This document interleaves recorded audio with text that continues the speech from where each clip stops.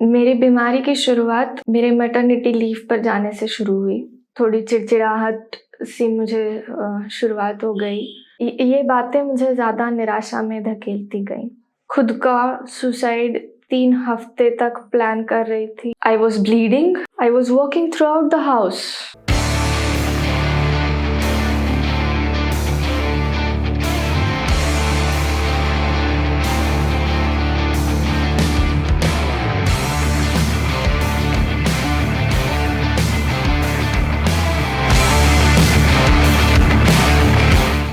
नमस्ते, मेरा नाम मृण्मयी गणगे है। मैं एक वाटर रिसोर्सेस इंजीनियर हूँ। मैं मुंबई से हूँ। मैं यहाँ अपनी मानसिक बीमारी का इलाज करने आई हूँ। मेरी बीमारी की शुरुआत मेरे मैटरनिटी लीव पर जाने से शुरू हुई, क्योंकि मैंने लीव ली थी और कोई खासा सा काम करने के लिए था नहीं, तो मैं बहुत चिंतित रहती थी। और चिंता कोई बड़ी सी बात नहीं, बट मुझे ये लगता था कि वो बच्चे से रिलेटेड भी नहीं थी मेरी चिंता, बल्कि मेरी चिंता अपने करियर से रिलेटेड थी।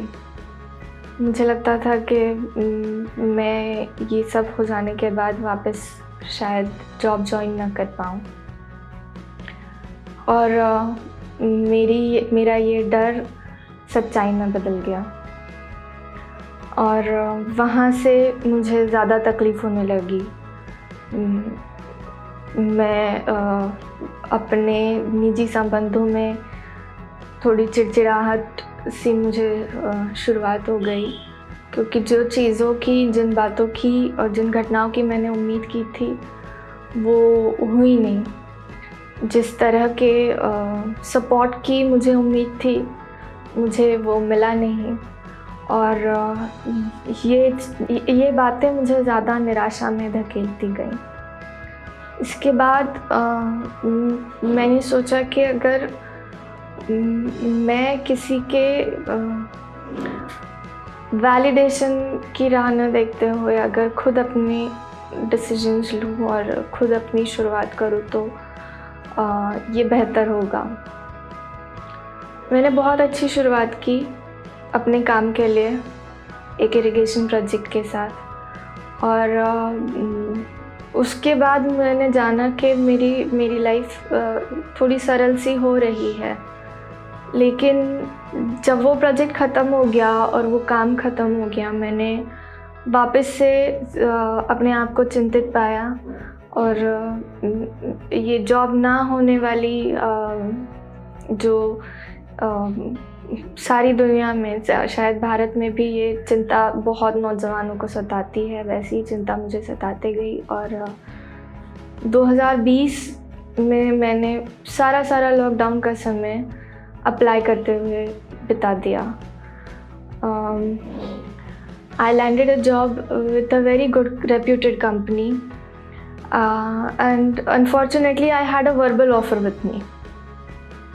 I attended 3 technical rounds और मैंने तीनों तकनीकी राउंड में अपने आप को सिद्ध किया। उन्होंने मुझे वर्बल ऑफ़र दिया और कुछ दिनों बाद उन्होंने मुझे जॉइनिंग लेटर दिया ही नहीं। ये बात मेरे लिए और ज़्यादा निराशाजनक थी कि एक अपॉर्चुनिटी, बहुत अच्छी अपॉर्चुनिटी मेरे हाथ आकर चली गई। वो भी बहुत, शायद 1 साल ट्राई करने के बाद ये हुआ।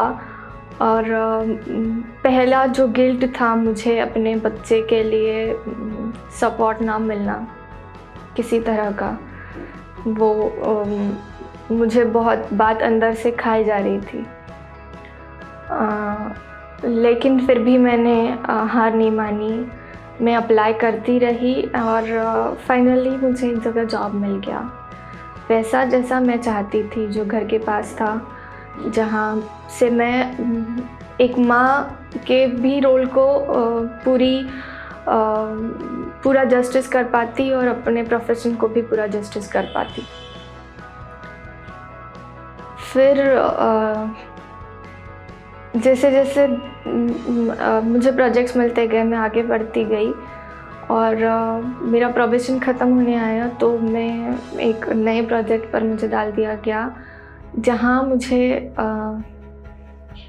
मदद नहीं मिली अपने सीनियर्स से, अपने सबऑर्डिनेट से मुझे किसी तरह की मदद नहीं मिली और ये चीज़ मुझे बहुत निराशाजनक लगी और इसकी वजह से और थोड़ा निजी संबंधों में भी अनबन चल रही थी, जिसके चलते मेरी चिड़चिड़ाहट और बढ़ गई और ये चिड़चिड़ाहट का परिणाम और मैं प्रोडक्टिविटी मेरी कम हो गई और ये सारी चीज़ें मेरे काम में दिखने लगी और मैं इतनी ज़्यादा अपने ज़िंदगी को लेकर निराश थी कि मैं खुद का सुसाइड 3 हफ्ते तक प्लान कर रही थी और मेरा दिमाग ये बात समझ नहीं पा रहा था कि मैं अपने आप को हानि करने जा रही हूँ।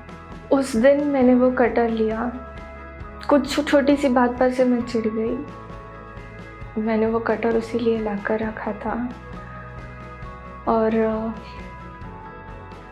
मैंने अपना हाथ स्टडी करके रखा था कि कहाँ पर किस तरह कट करने से सबसे ज़्यादा डैमेज हो सकता है। मेरा दिमाग ये चीज़ को बिल्कुल भी समझ नहीं पा रहा था कि मैं अपनी ज़िंदगी पूरी तरह से बर्बाद कर सकती थी उस दिन। वो मुझे बिल्कुल भी नहीं बता पा रहा था कि ये मैं खुद के साथ नहीं बल्कि अपने बेटे के साथ, अपने पति के साथ और मेरे पेरेंट्स के साथ सबसे ज़्यादा नाइंसाफ़ी कर रही हूँ। मैंने अपना हाथ काट लिया। मैं बहुत फॉर्चुनेट मानती हूँ अपने आप को कि मैंने अपने आप को जिस तरह मैं चाहती थी उस तरह हानि नहीं पहुँचाई। I was bleeding and I was aware of what had happened. I was walking throughout the house while bleeding. There were drops of blood stains all over my house. My mother was seeing this. My son was seeing this. I, as a parent,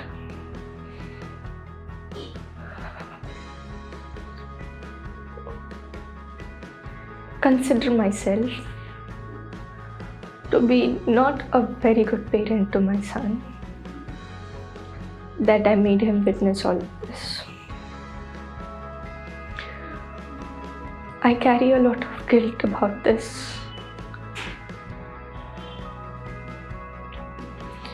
जब मेरी माँ ने मुझे इतना चिढ़ा हुआ पाया तो उन्होंने तुरंत मुझे हॉस्पिटलाइज किया। मेरे ऊपर 2 प्रोसीजर्स की गई, टेंडन रिपेयर एंड स्ट्यूचरिंग, जिसके अंदर मेरे हाथ में टाँके पड़े हैं जो अभी तक रिपेयर नहीं हो पाए हैं। इस घटना को अभी 3 हफ्ते हो चुके हैं। इसके बाद मैंने एडवांस्ड हेल्थ में मेरी मम्मी ने मुझे बताया कि हम वहाँ तुम्हारे डिप्रेशन के लिए ट्रीटमेंट लेंगे। मैं एडमिट थी, मैं घर आ गई, पर फिर भी मैं कन्विंस्ड नहीं थी कि मुझे मदद की ज़रूरत है। मैं यहाँ दीपाली मैम से मिली, डॉक्टर दीपाली, जिन्होंने मेरा हिस्ट्री सुना और मुझे बताया कि मैं डिप्रेशन में हूँ। तब तक मुझे इस बात पर यकीन ही नहीं हो पा रहा था कि मुझे एक्चुअली मैं डिप्रेस्ड हूँ और मुझे मदद की ज़रूरत है। फिर दीपाली मैम ने मुझे 5 डे रिट्रीट प्रोग्राम में एनरोल होने के लिए कहा। I was not so very convinced about coming here, leaving my son, my home, and staying here for 5 days. It was my mother who pushed me and who supported me very strongly to come here and take this treatment. I unwillingly packed my bag and I came in here. And we started off with the first session. I found myself listening to Dr. Vairagade with a lot of concentration and as much enthusiasm and excitement as I used to have in my student phase. I found myself being convinced gradually by Dr. Vairagade and his speech. उन्होंने धीरे धीरे हमें ये समझाया कि ये सारी बीमारी, इसकी उपज हमारे दिमाग से होती है। ये कहीं पर हमारी सोच और हमारी भावनाओं से रिलेटेड है और जैसा हम फील करते हैं, सोचते हैं, इन सारी चीज़ों का परिणाम हमारी हेल्थ पर पड़ता है और बीमारी के रूप में ये परिणाम अपने आप को बाहर दिखाना चाहता है. It tries to project itself in the form of disease. And he follows a multidisciplinary approach in his treatment to patients, wherein he explains the patient not only the physiological causes of the disease, but also the psychological causes of disease.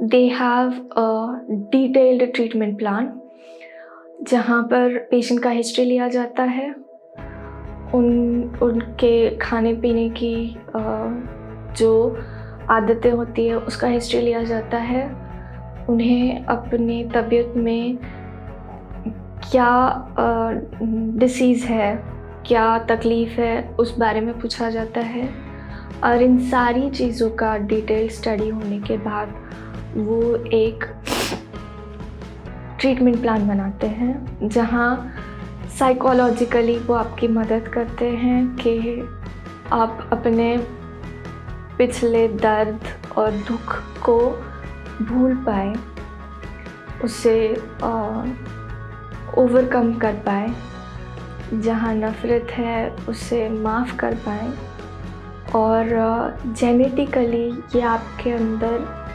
आपको ऐसी दवाएं देते हैं जिससे आपको अपने अंदर वो चेंज महसूस होने लगता है. यहाँ की गई एक्टिविटीज़ में मुझे पता चला कि अगर मैं चाहूँ तो अपनी लाइफ में ये सारे बदलाव ला सकती हूँ, ये पॉजिटिव चेंज ला सकती हूँ और हेल्दी बन सकती हूँ. डॉक्टर वैरागडे और इनकी टीम ने पिछले 5 दिन में जो सेशंस लिए हैं, उन्होंने मुझे अपने पिछले दुख और दर्द से ना ही मुक्ति दिलाई है, बल्कि मुझे आत्मविश्वास से भर दिया है कि अब मैं अपनी आगे की ज़िंदगी बहुत अच्छे से गुजार सकूं.